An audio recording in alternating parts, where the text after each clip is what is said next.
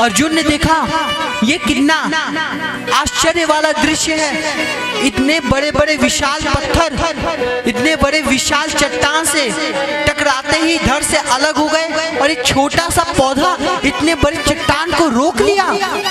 ये असंभव है। तुरंत पेड़ पर से कूदते हैं और अपनी झोपड़ी की ओर आगे बढ़ते हैं।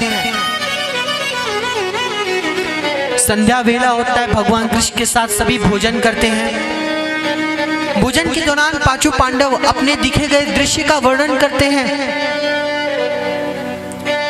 भगवान कृष्ण से प्रथम पांडव कहते हैं कि प्रभु मैंने देखा कि एक कुआं था जो बहुत गहरा था लेकिन वो खाली था और उसके कोने कोने, चार कोने में बहुत छोटे छोटे कुएं थे जो खाली नहीं थे, जो पूरे भरे हुए थे। वो इतने भरे हुए थे कि उनसे पानी गिर रहा था, लेकिन जो सबसे गहरा कुआं था वो एकदम खाली था। भगवान कृष्ण इसका अर्थ बताते हैं। पांडव तुम पूछ रहे थे ना कि आने वाला कलयुग कैसा होगा।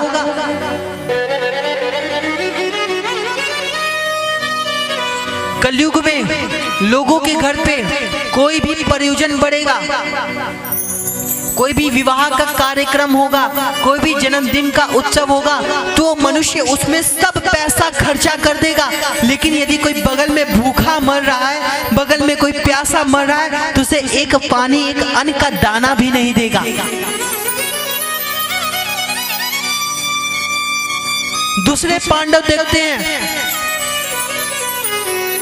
कि प्रभु मैंने देखा था कि एक बछड़ा था जिसे उसकी माँ इतना चाट रही थी कि वो लहूलुहान होने के कारण मर गया और रोते वक्त उसकी माँ का भी निधन हो गया। इसका अर्थ क्या है प्रभु?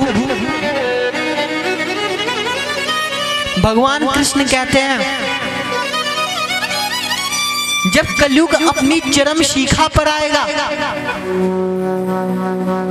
तब कोई भी माता पिता अपने किसी भी पुत्र के लिए इतनी व्यवस्था कर देंगे, इतनी व्यवस्था कर देंगे कि व्यवस्था में बिगड़ जाएगा, आवारा हो जाएगा, नालायक हो जाएगा और स्वयं के पैर पर कुल्हाड़ी मार बैठेगा, जिससे उसका तो पतन होगा ही होगा, उसके माता पिता भी दुखी हो जाएंगे।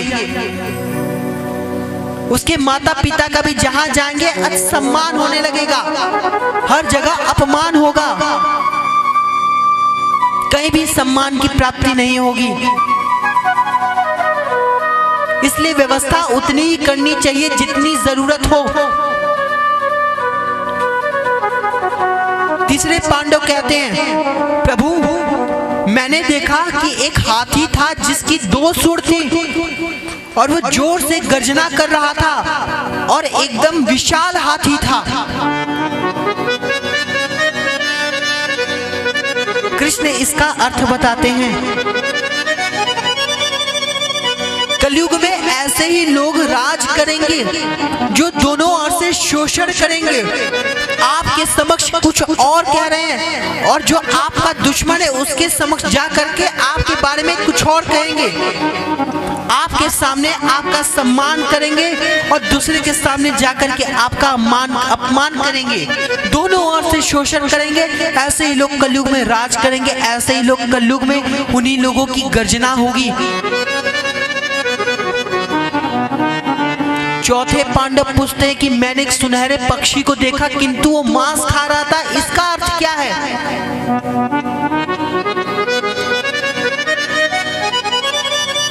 कलयुग में बड़े बड़े राजा होंगे, बड़े बड़े महाराज होंगे, बड़े बड़े संत होंगे जिन पर लोग सब विश्वास करेंगे, लेकिन विश्वास होने के कारण उनके भीतर भी छोटी सी कमी होगी, उनके भीतर भी छोटा सा पाप अवश्य होगा।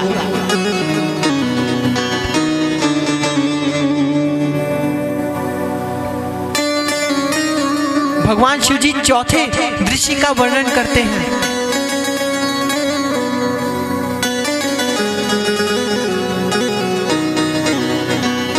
पांचवा दृश्य जो अर्जुन देखते हैं उसका इस कलयुग में श्रवण करना इस कलयुग में जानना अत्यंत महत्वपूर्ण है। अर्जुन बताते हैं कि मैंने एक बड़े से पहाड़ पर से एक बड़े से चट्टान को गिरते हुए देखा और इतने विशाल विशाल वृक्ष सभी क्षण मात्र में जड़ से अलग हो जा रहे थे, लेकिन एक छोटे से पौधे पर वो इतना विशाल पत्थर आकर के आखिर प्रभु रुक कैसे गया? भगवान कृष्ण जब इसका वर्णन करते हैं ना कि ऐसा क्यों हुआ, तो व्यास जी श्रीमद् भागवत महापुराण में विशेष लिखे हुए हैं जो इस कलयुग में विशेष है।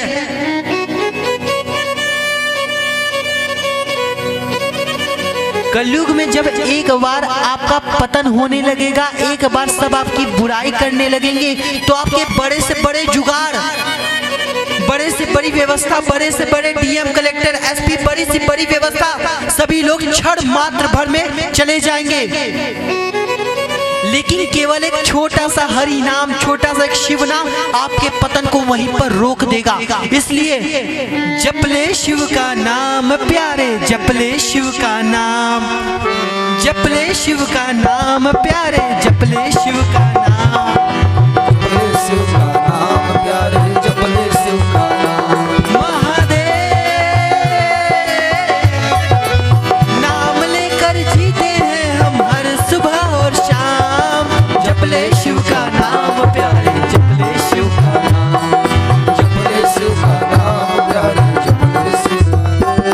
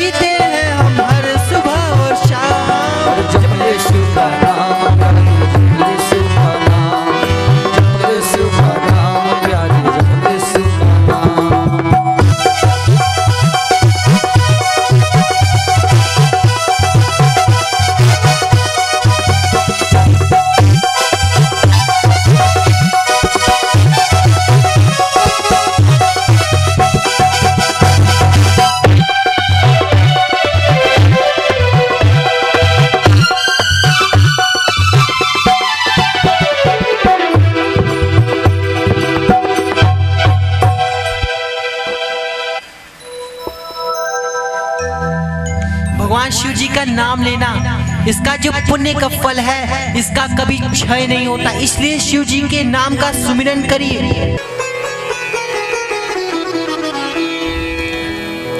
नारद जी को ज्ञात होता है इस अति सौंदर्यवान जो पुत्री है, जो श्रीमती कन्या है, उसका स्वयंवर होने जा रहा है, मैं भी स्वयंवर का भागीदारी बनूंगा। क्या मैं योग्य नहीं हूं इस कन्या के वरण करने के लिए? अरे मैंने काम पर विजय प्राप्त किया है।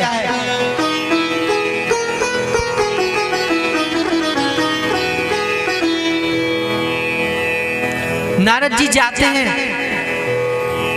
भ्रमण करते हैं, तभी सुने विचार आता है यदि मुझे मेरे आराध्य भगवान विष्णु का आदि शरीर मिल जाए तो मुझे भी सौंदर्यवान बनने से कोई रोक नहीं सकता।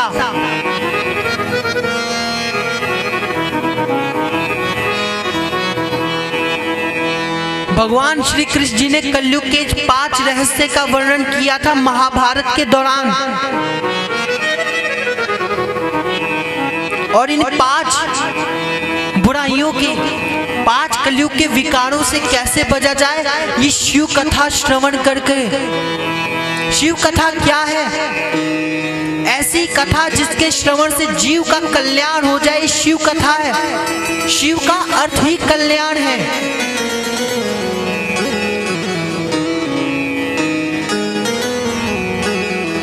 नारद जी भगवान विष्णु के पास आते हैं। तभी भगवान विष्णु समझ गए, एक बार नारद आए तो इतनी खुशी से आए, और एक बार आए तो इतने बेचैन होकर के आ रहे हैं। नारद को इससे ज्यादा बेचैन तो मैंने कोई देखा नहीं।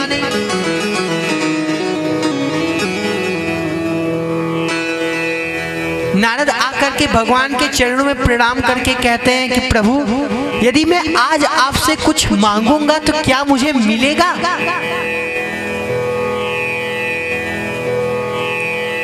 नारायण ने कहा, क्या मैंने कभी तुमको कोई सी चीज को प्रदान करने से मना किया है?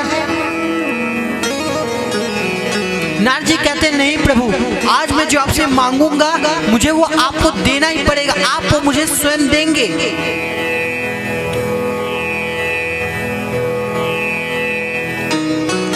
नारायण कहते हैं, ठीक है।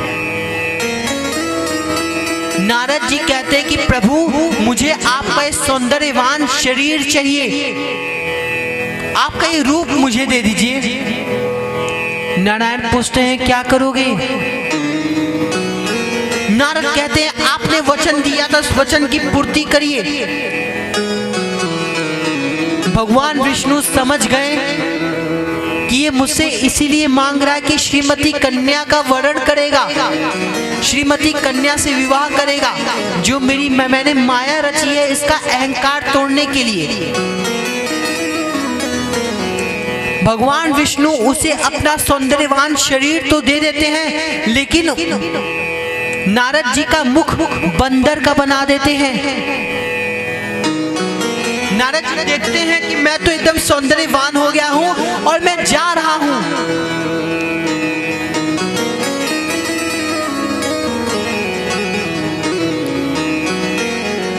आज की इस दैनिक परिस्थिति में ना, लोग तरह तरह के मेकअप करते हैं, सजावट करते हैं, जो सिर्फ क्षण मात्र के लिए ही रहता है, क्षण भर के लिए ही रहता है।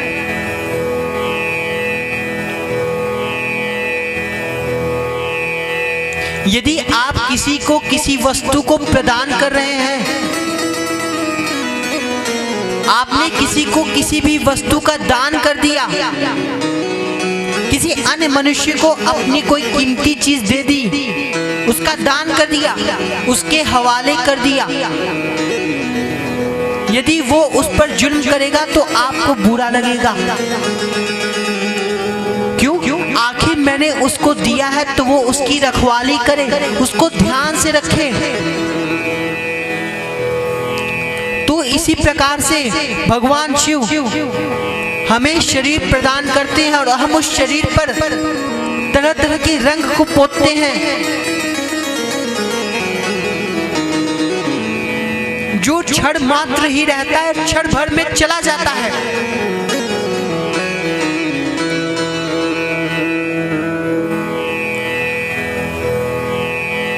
सिर्फ क्षण मात्र के रही हुई सौंदर्यता यदि आपके पास है तो उसका कोई मोल नहीं है।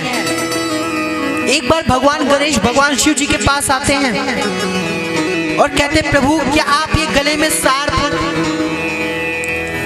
क्यों आप इतना बड़ा जटा बनाए हुए हैं, क्यों भस्म में, क्यों अपने अंग में भस्म को लगाते हैं, ये सब क्यों कर रहे हैं प्रभु? मुझे आपके असली स्वरूप का वर्णन करना है, आप कैसे दिखते हैं, आपका रूप क्या है? भगवान कहते, चलो मैं आज गणेश तुम्हें अपने असली रूप को दिखाता हूँ। भगवान गए हरिद्वार, हरिद्वार जाते ही एक डुबकी लगाते हैं और भगवान शिव अपने रूप में आते हैं और उनका वो रूप देखते ही पूरे तीनों लोग कांप गए। इतना सौंदर्यवान तो मैंने किसी को देखा नहीं था, इतना खूबसूरत मैंने तो आज तक किसी भी देवी देवताओं को नहीं देखा।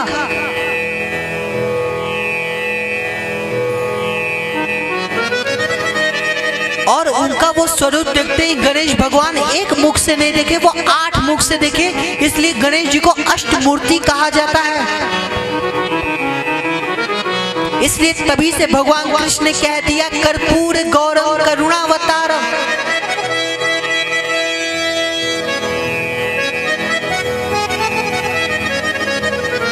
भगवान गणेश प्रार्थना करते कि प्रभु आज के बाद कभी भी ऐसे रूप में मत आइएगा। प्रभु पूछते हैं क्यों?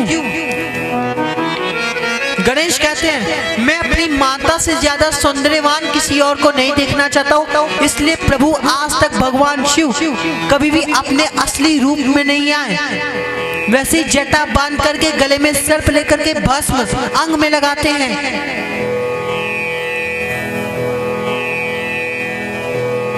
नारद जी शरीर मांग लिए, शरीर मांगते ही जाते हैं वहां से, कहां? जहां स्वयंवर हो रहा था। स्वयंवर में जाकर के सबसे आगे बैठ गए। यदि श्रीमती कन्या मुझे देखेगी और तो देखने मात्र भर में वो मेरे गले में माला डाल देगी और मेरा उसका विवाह संपन्न हो जाएगा। ऐसा विचार लेकर के नारद सबसे आगे बैठते हैं। और वो जैसे ही आगे बैठते हैं, भगवान विष्णु के भेजे हुए माया के 2 दूत उनके ठीक पीछे बैठते हैं। 2 दूत भगवान विष्णु के पीछे हैं और भगवान नारद सामने हैं। और दोनों दूत पीछे से देख रहे हैं, अरे इनको देखो, इनसे बड़ा सुंदर कौन है? मुझे तो लगता है यही आज विवाह के योग्य है। दोनों नारद की प्रशंसा करने लगते हैं। नारद को विश्वास हो जाता है कि मुझसे आज सुंदर पूरी सभा में कोई नहीं है। लेकिन नारद जी का मुख बंदर वाला है, वानर की भांति मुख बना हुआ है और नारद को उसका ध्यान नहीं। नारद जी अपने पूरे अंग को देखे जो परम सौंदर्यवान है, लेकिन मुख को देख ही नहीं पाए।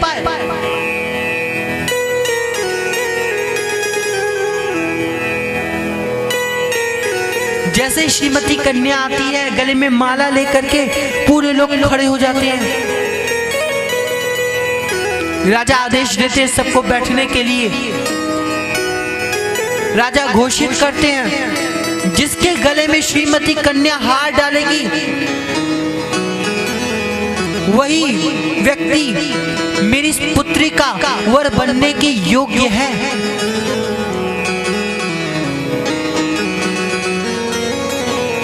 नारद जी देखते हैं कि वो मेरी तरफ आ रही। नारद जी हंसने लगते हैं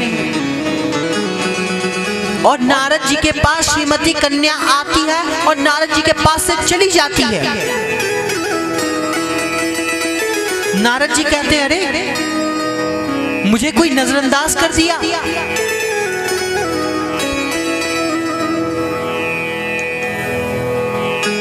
देखिए संसार में यदि कोई आपको नजरअंदाज कर रहा है,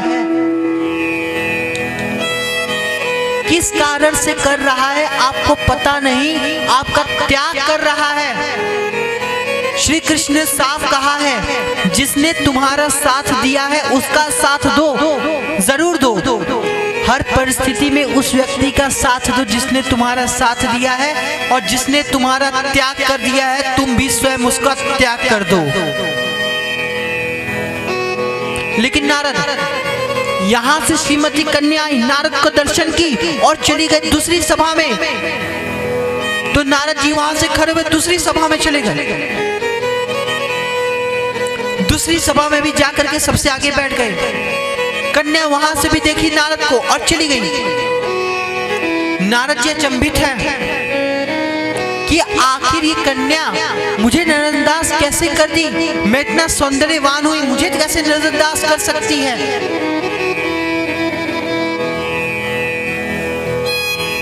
अंत में जाकर के वो देखते हैं नारद कि भगवान विष्णु ने स्वयं श्रीमती कन्या से विवाह कर लिया। नारद जी एकदम क्रोधित हैं और क्रोध में आते ही भगवान विष्णु जी के चेहरे को देखते हैं कि अपने न सौंदर्यवान शरीर लेकर के मेरी इस कन्या से विवाह कर लिए। पूरे सभा के लोग कहते हैं कि पहले जाओ अपने मस्तक को देखो, अपने मुख को देखो। नारद जाकर के पानी में अपने मुख को देखते हैं, उनका मुख एक बंदर की भांति बना हुआ है। नारद जी जब क्रोध में आकर के भगवान विष्णु को श्राप देते हैं, प्रभु आपने आज अपने इस दास के साथ धोखा किया है। आज से मैं आपका दास नहीं, आप मेरे स्वामी नहीं।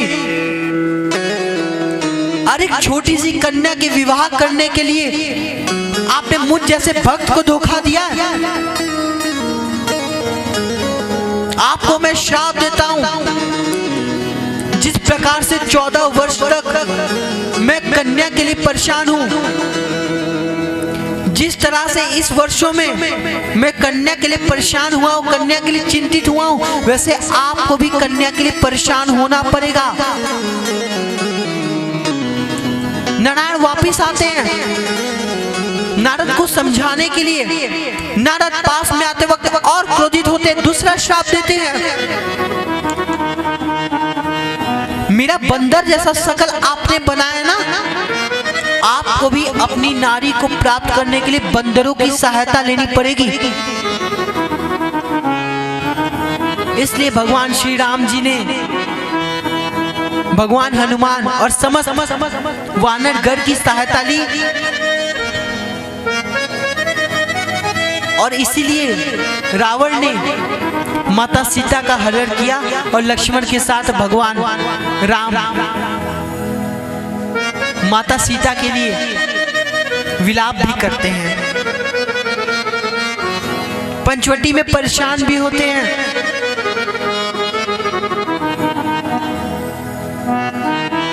नारद इतना कहते ही जाते हैं, वहां से चले जाते हैं, तभी से पूरी जगह पूरा नगर गायब हो जाता है।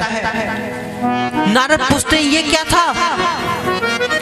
नारायण कहते तुम्हारा अहंकार तोड़ने के लिए ये सब मेरी माया थी, ये सब मेरे माया के आधार था।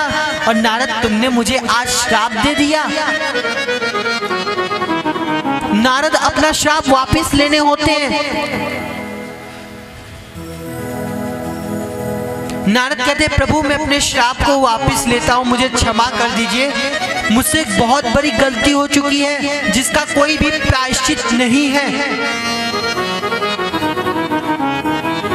लेकिन नारद है जिनकी वाणी कभी रद्द नहीं होती, इसलिए नारद है। और वो श्राप देते हैं, आकर के अपने पिता ब्रह्मा के पास रोने लगते हैं।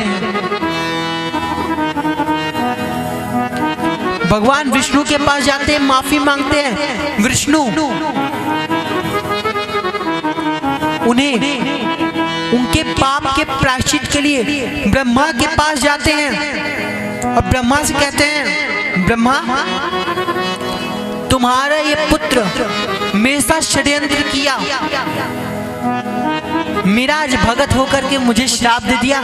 मैंने तुझे क्षमा कर दिया है, लेकिन इसके इस अंधविश्वास का, इसके काम के वशीभूत होने के जो पाप है, इसके पाप का प्रायश्चित कराइए और इसे शिव पुराण की कथा का श्रवण कराइए। नारद ब्रह्मा के पास बैठते हैं और ब्रह्मा भगवान शिव जी का एक एक श्लोक बोलते हैं और यहीं से शिव पुराण की कथा शुरू होती है। एक एक मंत्र से भगवान शिव जी की वंदना करते हैं। और अब वक्ता ब्रह्मा है और श्रोता नारद है। अब ब्रह्मा इस शिव कथा में सबसे पहले माता सती का चरित्र का वर्णन करते हैं, भगवान शिव जी के प्रेम का वर्णन करते हैं।